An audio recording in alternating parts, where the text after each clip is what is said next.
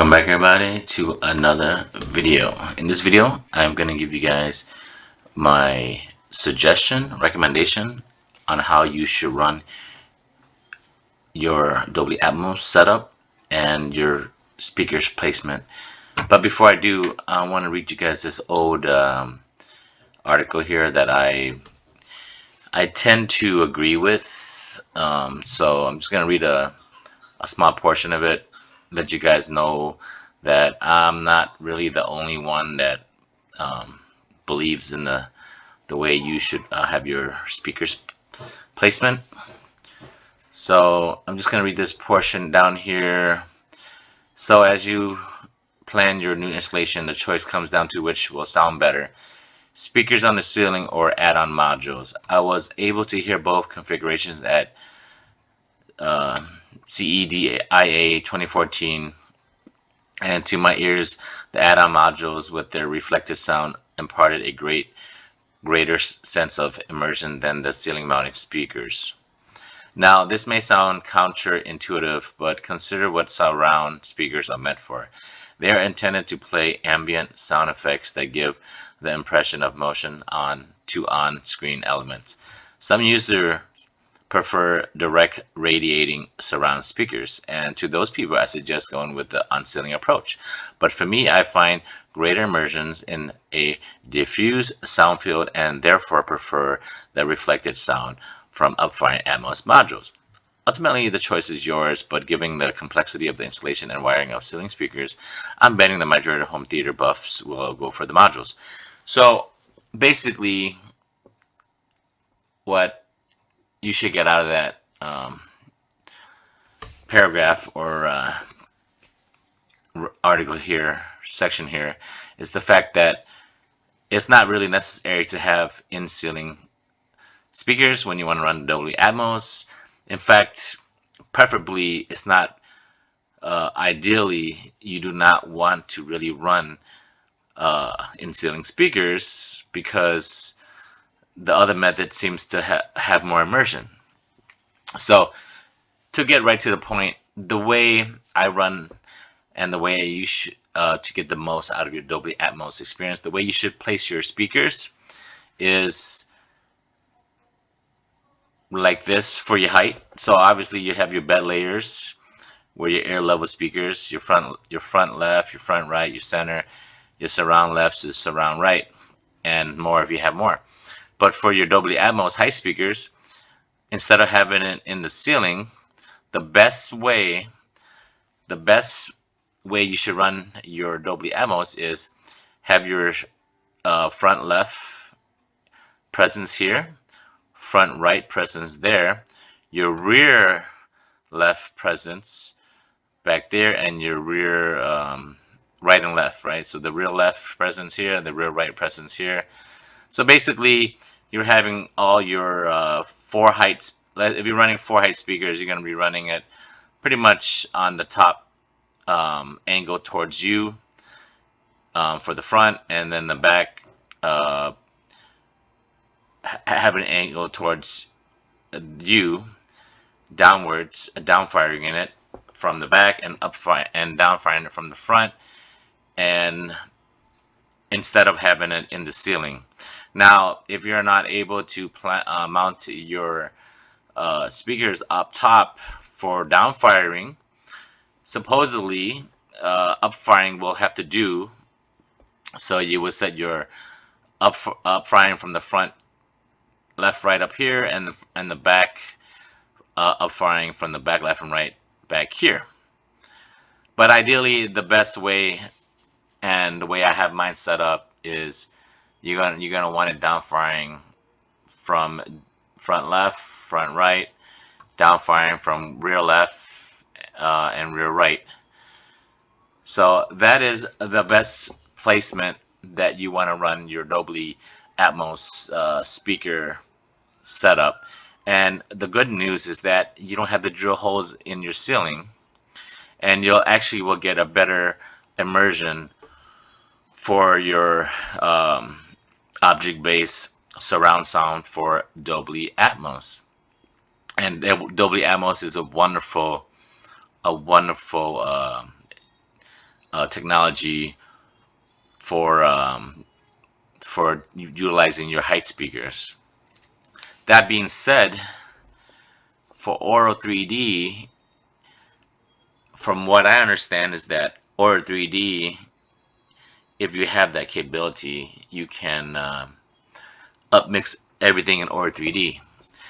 Now, keep in mind that supposedly Auro3D is a channel-based configuration, and Dolby Atmos is more of an object-based surround sound.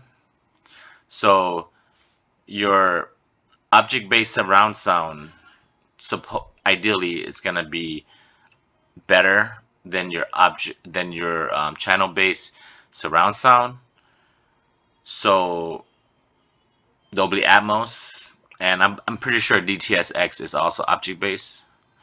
So basically, I'm bringing up Auro3D is for the fact that Auro3D is not necessary. So if you don't have the Auro3D feature, it's not necessary. But that being said, having Auro3D it's a plus, but it's not needed. So for instance, even though Auro3D supposedly is only channel-based surround sound, and it cannot map Dolby Atmos, but it can map DTS:X. So basically, what Marantz and Denon, they pretty much have it where it can simulate Dolby Atmos. So for instance, if you're running a Dolby Atmos track when you're watching a movie and you put it in Auro3D, even though Auro3D, when you up and mix in Auro3D, even though Auro3D is channel-based surround sound and not object-based, it actually will take your Dolby Atmos object-based surround sound and just put it in the Auro3D sound field. So you'll get your object-based because of the Dolby Atmos. It's just upmixed into the Auro3D space. Now, if that's confusing to you, don't worry about it. To get the true Auro3D, supposedly from my research, is that you'll have to have DTS decodes which can map Auro3D. That being said, you don't need Auro3D, but if you do have Auro3D, when you play in Dolby Atmos, it's just gonna make your Dolby Atmos more immersive. And then when you're playing DTS content, will map it much better than your regular decode. So if you're running DTS content, it'll map it in Auro3D. It'll sound supposedly on paper, and it does. It's gonna sound a lot better when you run that upmix in Auro3D, even though it's just channel-based surround sound. But there's nothing wrong with channel-based surround sound. It's just that for me, particularly, object-based will be more immersive for the fact that you can hear sounds around your sitting position in like a 3D space, where a channel-based sound is, although good, but the bad thing about channel-based sounds is that when the track is the way it's mixed, it's harder to get that immersion from the track, because depending if they mix it correctly or not, and it's hard because depending on your setup, whether it's a 5.1, 7.1, 9.1 or whatnot, it's harder to get the actual sound coming from the right channels for the channel-based surround sound. But for an object-based surround sound, which Dolby Atmos have, and like I said, I'm sure DTS:X is also object-based. With that format, with the object-based, is that doesn't matter how it's mixed or intended to be mixed, you're pretty much going to get the immersion, the 3D surround sound with object-based decode, object-based surround sound. So that's one great thing about object-based surround sound for Dolby Atmos. But that's just a side note. I just want to make this video to let you guys know the way I would run your speaker placement for Dolby Atmos. Preferably, you should run a pair in the front and a pair in the rear, and you don't necessarily need anything in the ceiling, not even the middle channel.